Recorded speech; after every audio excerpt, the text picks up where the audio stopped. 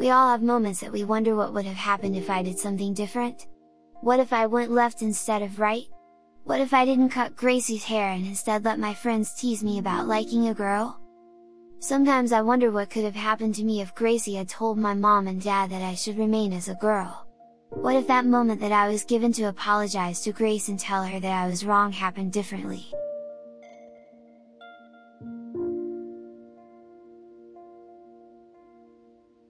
Hello, welcome to OJ Studios. Please enjoy this special presentation of Punishment Alternative Ending by Olivia Julius.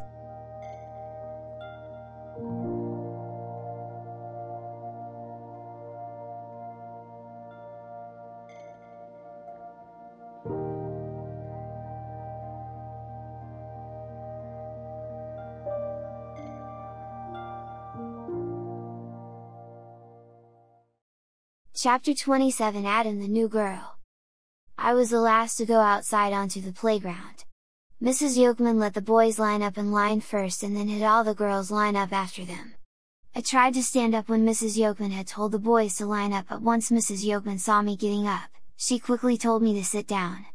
Eric, who was already standing in line, looked over at me and smirked.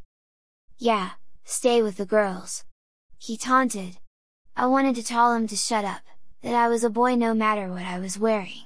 But instead, his words were haunting me. On Thursday I thought he was my best friend.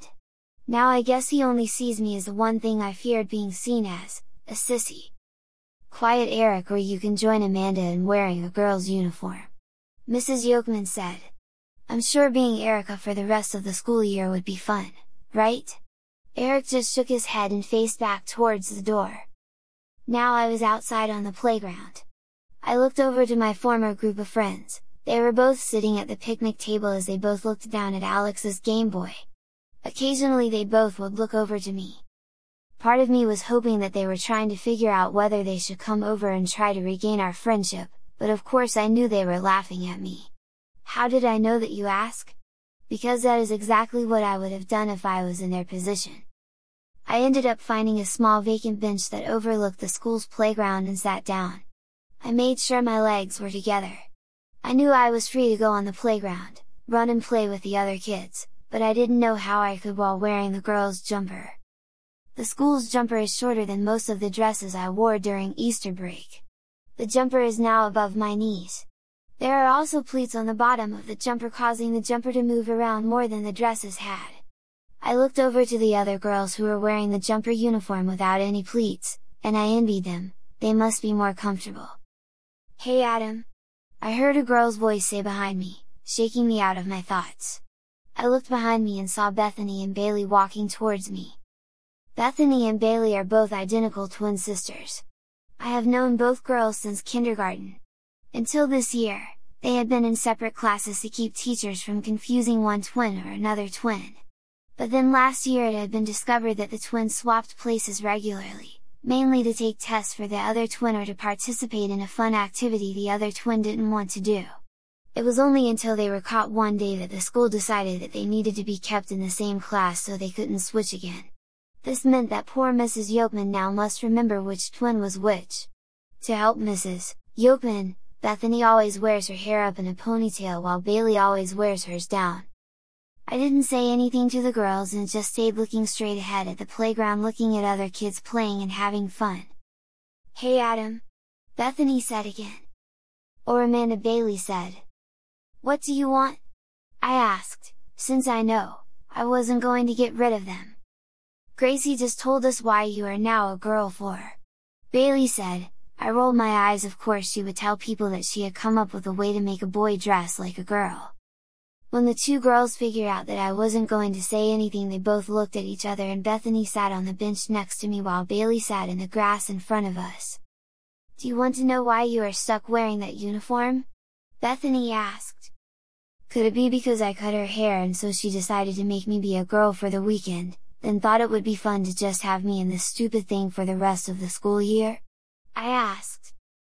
"No," Bailey said, then stopped. "Well, not just for that." "Then what?" I asked. "It's because you didn't listen to me," Gracie said behind me, scaring me. I didn't hear her come up behind me and she gave me a little bit of a fright. I did what you told me to. I protested once I could recover myself. I told your parents to make you a girl for the Easter break to help out the other girls that you had picked on. Gracie said, that weekend was supposed to show you that girls were human too, and probably better than boys. Behind her both Bethany and Bailey nodded their heads in unison. So why am I wearing this now? I asked, pointing to the jumper uniform.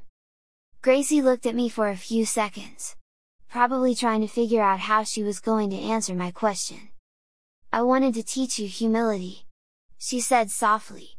That was the only way I was going to allow you out of your punishment. I looked at her with a quizzical look. Do you know why I had long hair?